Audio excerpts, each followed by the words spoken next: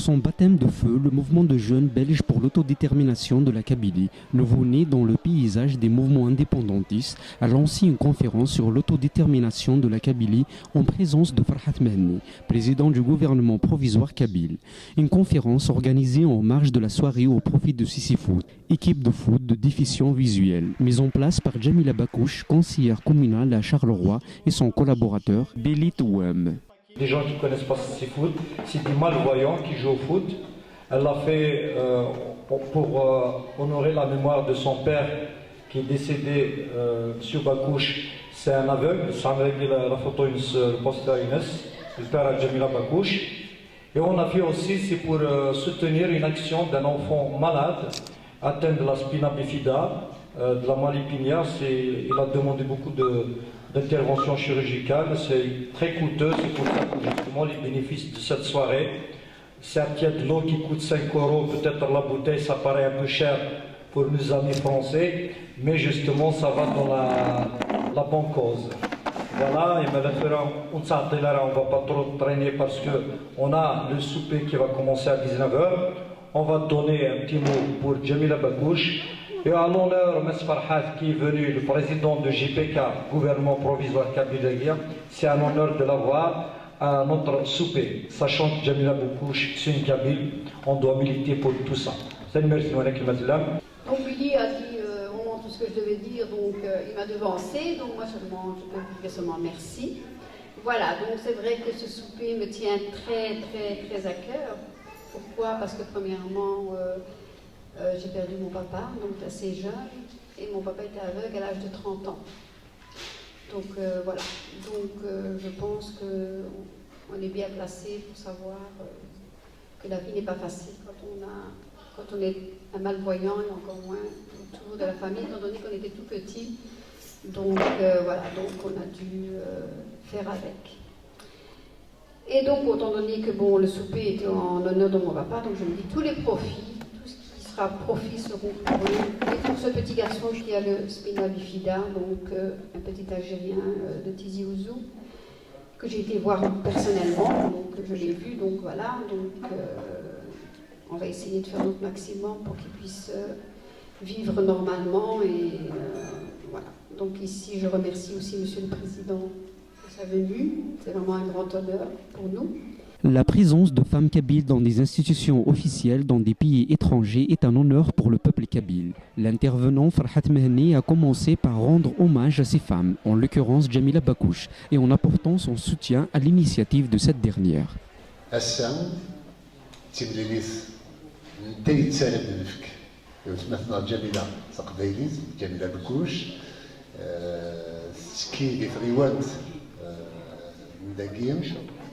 نشهد الروا فلنا ديسا يمينا تلاوين النار ساعة تزال دي ثمورات برلمانيين وتشيد يدير الكنن اسم التقبيليز يدير الكنن تسديد التقبيليز دي الشغاليس الوايد خدم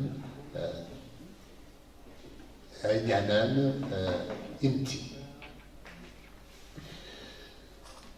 Donc c'est avec plaisir que j'apporte mon soutien au dîner de solidarité de Madame Jamila Bakouche, une Kabyle de chez nous, et surtout aussi pour aider un autre petit Kabyle de Tizi Ouzou, comme il l'a dit, mais aussi pour aider les non-voyants qui sont jeunes, qui peuvent jouer au foot. Ça s'appelle Sissi Foot. Face à la réalité des mesures prises par le pouvoir algérien, le président du JPK rappelle que la violence et la haine du pouvoir ne signifient rien devant la détermination d'un peuple assoiffé de liberté et de justice. Ceci dit, la Kabylie est à un moment crucial de son histoire, dans la mesure où on a vu des tas de menaces qui pesaient sur les manifestations du 20 avril et qui finalement se sont toutes avérées dissoutes. Parce que nous les avons affrontées, il n'y a pas eu de répression, il n'y a pas eu d'organisation, de contre-manifestation pour créer des troubles que d'aucuns attendaient pour justifier ou légitimer une répression. Je voudrais à ce niveau-là, rappeler à tous ceux qui, au sein de l'État algérien, de l'État colonial algérien en Kabylie, que la répression ne réglera rien. Vous mettez des gens en prison, vous tabassez des gens, vous en tuez, vous en blessez. Et alors, est-ce que vous blessez ou tuez l'idée qui les anime? Jamais de la vie. Au contraire, elle progresse. La répression ne fait que renforcer la détermination d'un peuple dans sa cause, dans la cause qu'il défend et qui lui est très chère. Il y a eu la guerre, il y a eu la mort, il y a eu le sang et les larmes, mais surtout il y a eu la trahison, la confiscation de la mémoire. Je rappelle quand même, pour ceux qui ne savent pas et qui sont ici étrangers à la société kabyle, la Kabylie se bat aujourd'hui pour son droit à son autodétermination après qu'elle se soit battue pour l'indépendance de l'Algérie, qu'elle ait donné les meilleurs de ses enfants à cette indépendance et qu'elle n'a jamais manqué de générosité à l'égard de l'ensemble des Algériens, voire de toute l'Afrique du Nord. Et aujourd'hui, nous sommes généreux, y compris au-delà de l'Afrique du Nord, vers l'Afrique et vers la Méditerranée en général. Une fois l'indépendance acquise, les Kabyles, qui étaient les héros de la guerre, sont devenus les ennemis internes de l'Algérie parce qu'ils ont une identité très forte, une personnalité irréductible. Il fallait absolument les amener à se banaliser, à s'arabiser, à se dépersonnaliser, à perdre leur culture, à perdre leur langue. Or, il n'y a pas plus honorable, il n'y a pas quelque chose qui fait l'âme d'un peuple que sa langue, que sa dignité, que sa liberté.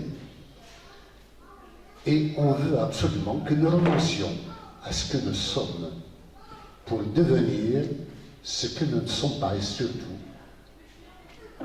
ce n'est pas que nous n'aimons pas les identités des autres, au contraire, nous les reconnaissons et nous les saluons. Mais nous voudrions d'abord défendre notre identité, notre langue et notre culture. Au départ, ce n'était que cela. Vous prenez aujourd'hui encore n'importe quel Algérien non kabyle. Vous lui dites « je suis arabe ». Oh, il sera très enchanté de vous serrer la main. Vous lui dites que vous êtes musulman. Il va vous embrasser. Vous dites que je suis kabyle, vous êtes raciste.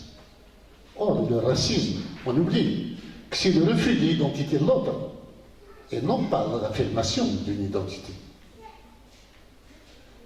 Donc vous voyez la situation dans laquelle nous sommes. Un kabyle, quel qu'il soit, en Algérie, sera toujours considéré comme un kabyle et jamais comme un Algérien, jusqu'au jour où il va renoncer à parler sa langue, et quand bien même il renoncerait, on l'appellera toujours le kabyle. Ce qui fait problème, c'est que la kabilité, qu'on a décidé de tuer au nom de l'arabité, au nom d'une idéologie raciste, parce que n'est algérien que celui qui est arabe, pose problème. La disgrâce d'Issed Rebrab, c'est d'être riche et surtout kabyle. Deux points qui lui attirent des ennuis selon le leader de JPK, qui tient à souligner son soutien indéfectible. Rebrab a essayé d'acheter un journal, en plus en arabe.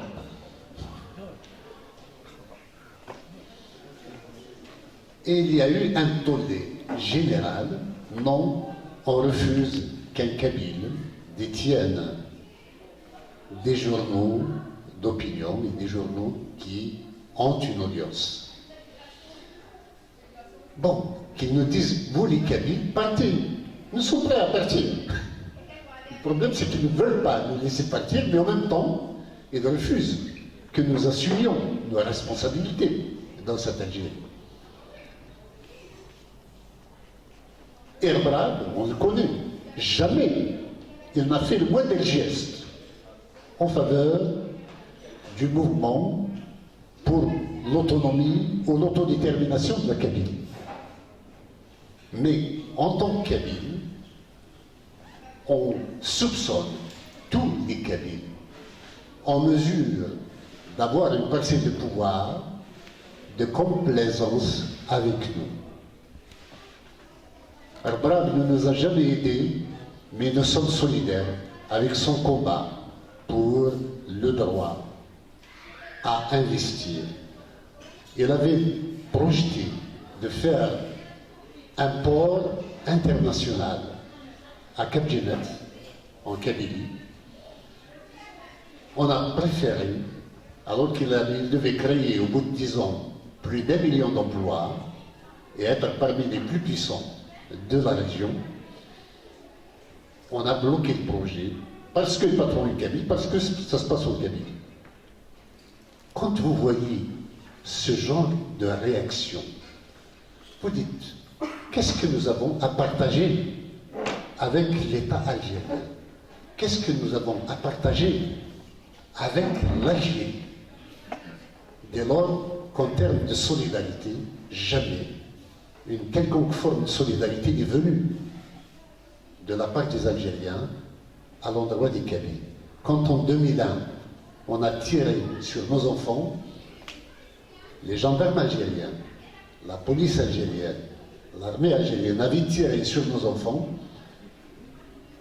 on a préféré faire des marches pour un Palestinien qui était tué par une balle, on ne savait pas d'où il venait, que de faire des marches pour dénoncer plus de 120 morts en Kabylie, tués par des gendarmes algériens. Non seulement personne n'a manifesté sa solidarité, mais encore, plus scandaleux, l'Assemblée nationale algérienne a organisé un procès en règle, le Parlement algérien a organisé un procès en règle contre la Kabylie.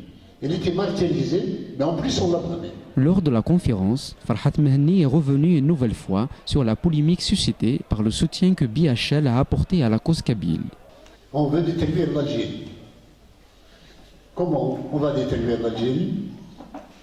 Parce que BHL, Bernard-Henri Lévy, et son site, où il y a plus de 700 personnalités qui écrivent, ça s'appelle la règle du jeu, nous a accordé un petit espace à la veille de la marche du 17 avril à Paris pour dire que nous sommes solidaires de la marche des Kabyles parce qu'ils sont laïcs, parce qu'ils sont modernistes et parce qu'ils refusent l'islamo-terrorisme et la fachosphère. C'était suffisant pour qu'un tollé général soit levé contre nous. BHL, c'est qui il est? C'est une lumière. Jusque-là. Même l'Algérie se vantait qu'il l'ait soutenu pendant les années de braise, les années du terrorisme, dans les années 90. Comment une lumière qui éclaire la conscience humaine puisse tout d'un coup devenir Satan en personne? Parce qu'il apporte juste son soutien à la Kabylie. Et non pas à la Kabylie, il apporte son soutien à un peuple sage, à un peuple moderne, à un peuple laïque, à un peuple fraternel avec l'humanité. Et je vais vous dire, ce n'est pas le regard de BHL qui a fait naître la Kabylie. La Kabylie existait bien avant BHL. C'est la Kabylie qui a forcé l'admiration du monde et donc qui a attiré le regard de BHL. L'histoire de la Kabylie ne commence pas avec Bernard-Henri Lévy. C'est l'histoire de la Kabylie qui est parvenue à se faire admirer, y compris par une conscience comme celle de BHL. Et personnellement, je tiens à saluer son courage et sa clairvoyance, sa sagesse. Voilà.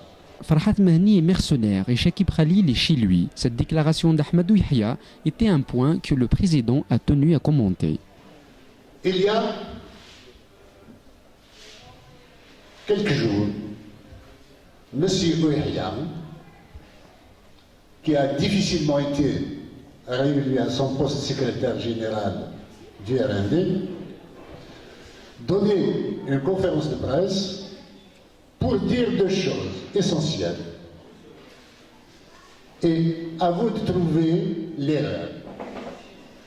Farhat est un mercenaire, Chakib Khalil est chez lui. Tout le monde verra la différence. Je suis mercenaire parce que je suis exilé de ma propre terre natale, la Kabylie, où je n'ai plus le droit de remettre les pieds sans être assassiné. Et Chakib Khalil, dont il est question même de poursuite internationale par la justice italienne dans des affaires de corruption de son tract 2 et autres, il est chez lui. Entre quelqu'un qui n'a jamais volé, qui n'a jamais tué, qui n'a jamais fait le moindre mal à personne, qui se retrouve en exil parce qu'il porte un projet pour défendre les intérêts de son peuple, la liberté de son peuple, et quelqu'un qui a tapé dans les caisses de l'État et qui essaie maintenant de succéder à la momie qu'on nous présente comme un président de la République. À ce titre, je tiens à saluer la bravoure, l'honnêteté, la justesse de la position de la Zawiya, de Charfan, Sidi Ali Moussa, de ces deux copains-là, qui l'ont déclaré comme étant indésirable en Kabylie. Ce candidat à la présidentielle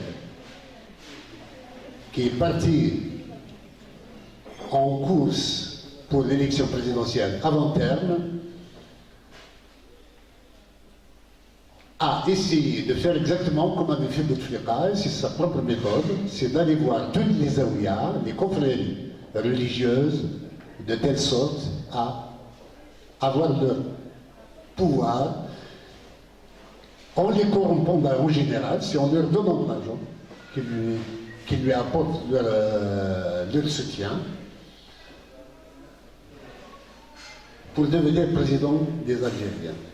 Quel que soit le président, le futur président de l'Algérie, nous lui disons d'ores et déjà, vous pouvez être président de n'importe quelle parcelle du terrain, du territoire algérien, sauf de la Kabylie. En Kabylie, vous ne serez jamais président. Quel que soit celui qui va venir, il ne sera pas président en Kabylie. La Kabylie attend son propre président.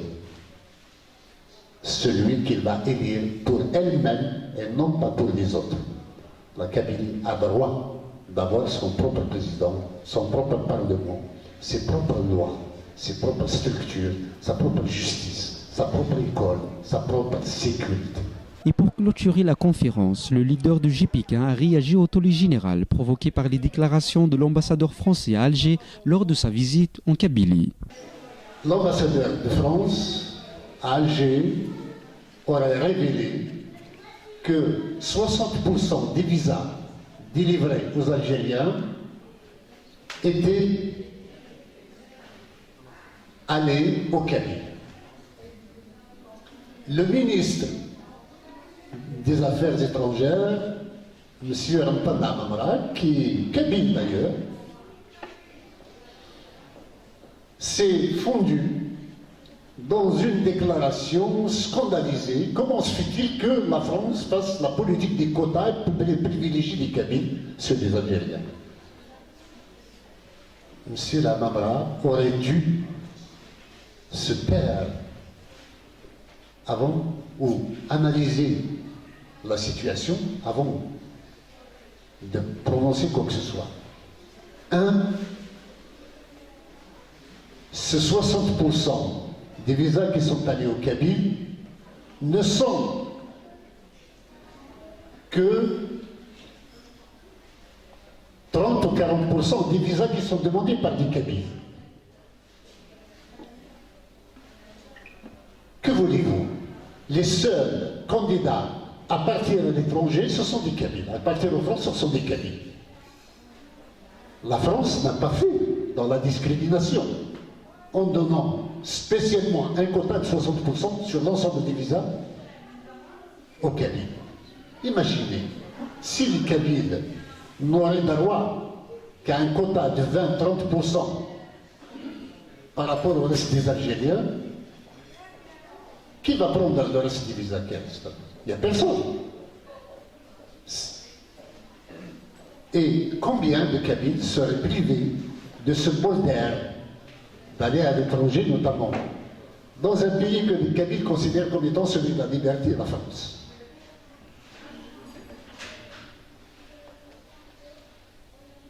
Vivement l'indépendance de la Kabylie pour que les visas qui seront donnés ne seraient pas ceux d'un quota, mais ceux des Kabyles qui veulent aller à l'étranger, tout simplement.